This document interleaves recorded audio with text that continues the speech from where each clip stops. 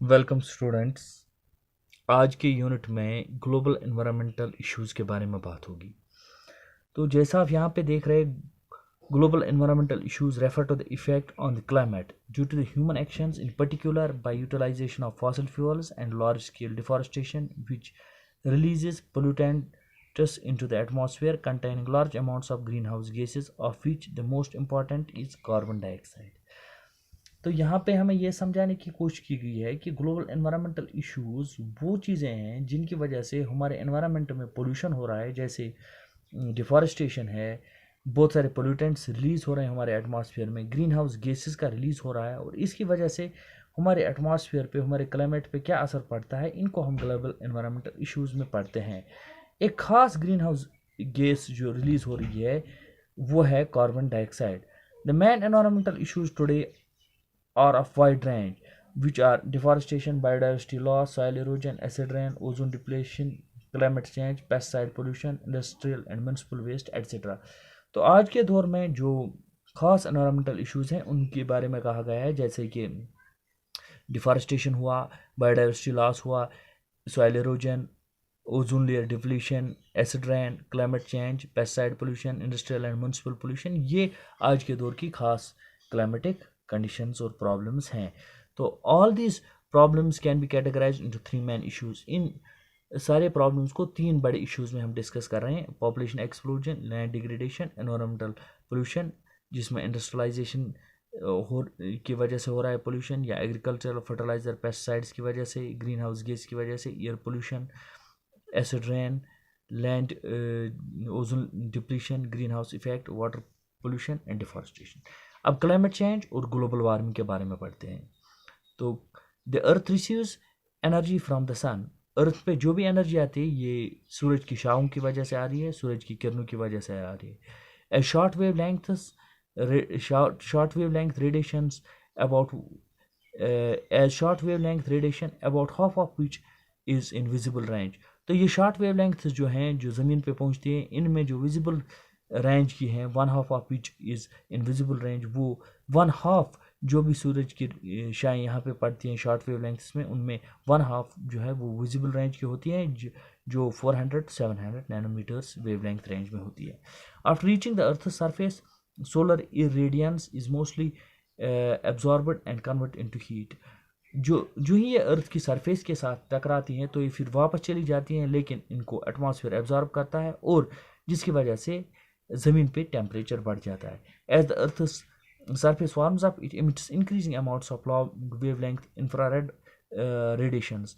जो ही ज़मीन की जो सतह है ये गर्म हो जाती है, इससे लार्जर वेवलेंथ्स रिलीज़ हो रही हैं जिनको इंफ्रारेड रेडिएशंस कहा जा रहा है। जैसे ये अर्थ की सरफेस हुई मान लीजिए, तो यहाँ से फिर रिलीज़ हो रही हैं इंफ्रारेड रेडिएशंस जिनकी जो वेवलेंथ है वो ज़्यादा होती है।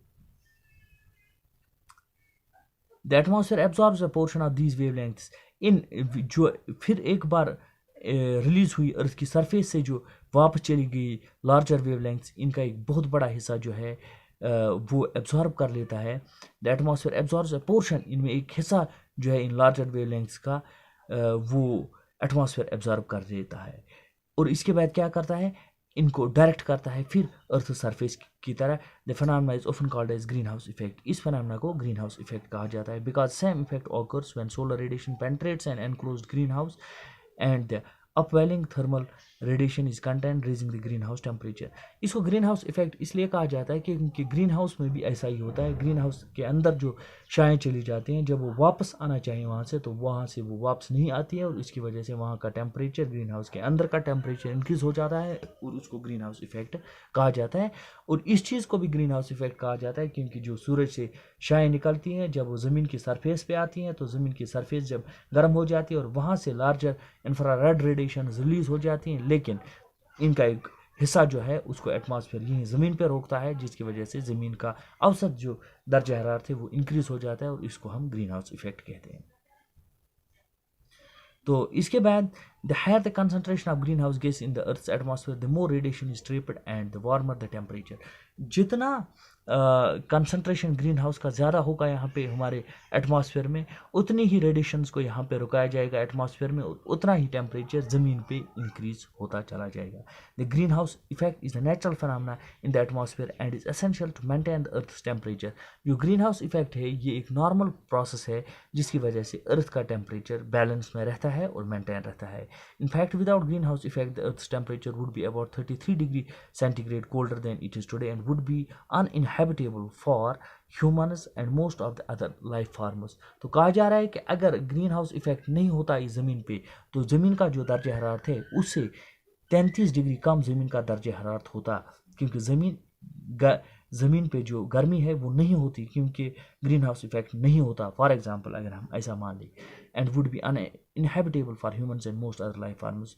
तो जिसकी वजह से ये ज़मीन इंसानों के रहने के काबिल और बहुत सारे लाइफ फार्म्स के रहने के काबिल नहीं होती अगर यहाँ पे ग्रीन हाउस इफेक्ट नहीं होता, क्योंकि फिर ज़मीन का जो औसत टेम्परेचर होता वो 33 डिग्री से कम हो जाता। तो इसके बाद यहाँ पे आते हैं, however the increased concentration of green house gases will result in continuous increase in Earth's temperature and this increase could significantly impact the life on the earth। तो ये भी कहा जा रहा है कि अगर लेकिन ग्रीन हाउस इफेक्ट ज़्यादा बढ़ गया तो ज़मीन का औसत टेम्परेचर जो है वो धीरे धीरे इंक्रीज़ होता चला जाएगा, जो इंक्रीज़ होने की वजह से अपने मुज़र असरात यहाँ ज़मीन पे दिखाएगा और ज़मीन पे रहने वाले लिविंग ऑर्गेनिज्म पे भी अपनी मुज़र असरात दिखाएगा। तो इस पे और हम देखते हैं इस पे, और यहाँ पे क्या लिखा है, during the 20th century the average temperature of the earth has increase by about 0.6 degrees. तो कहा जा रहा है कि 20वीं सदी में औसत जो दर्ज हरारत है इस ज़मीन का वो 0.6 डिग्रीज इंक्रीज हुआ। Average temperature in 1998 and 2000 were the highest ever recorded since reliable measurements began in mid-19th century। This is attributed mainly to the emission of carbon dioxide and other greenhouse gases in increased quantities in atmosphere। तो कहा जा रहा है कि ये जो green house effect हो रहा है इसमें सबसे ज़्यादा रोल जो निभा रहा है वो green house gas carbon dioxide है। कार्बन डाइऑक्साइड की जितनी कंसंट्रेशन यहाँ पे एटमॉस्फेयर में इंक्रीज होगी उतना ही ग्रीन हाउस इफेक्ट ज़्यादा बढ़ेगा और जिसकी वजह से ज़मीन का औसत टेम्परेचर ज़्यादा बढ़ जाएगा। Human activities are changing the composition of the atmosphere by emitting pollutants into it. Human activities की वजह से बहुत सारे पोल्यूटेंट्स हमारे एटमॉस्फेयर में चले जाते हैं। Some of these pollutants act as green house gases. इन्हीं में बहुत सारे पोल्यूटेंट्स ग्रीन हाउस इफेक्ट कराते हैं और ग्रीन हाउस गैसेस के बतौर बिहेव करते हैं और ये कंट्रीब्यूट करता है towards green house effect by trapping heat closer to the earth surface that would otherwise escape to the outer space. जो गर्मी आउटर स्पेस को एस्केप हो जाती वो अब नहीं एस्केप हो पा रही है क्योंकि वो ट्रैप होती जा रही है, क्योंकि ग्रीन हाउस गैसेस की जो कंसंट्रेशन है वो बढ़ गई है। दस increasing concentration of the green house gases due to the man-made activities will enhance the greenhouse effect, which results in increase in the mean temperature of the atmosphere and warming of the earth's surface known as global warming। तो इस वजह से जो heat outer surface में जानी थी वो भी यहीं पे रुकेगी, इससे औसतन जो ज़मीन का दर्जा हरारत है वो बढ़ जाएगा और इसी फिनोमेना को हम कहते हैं ग्रीन हाउस इफेक्ट।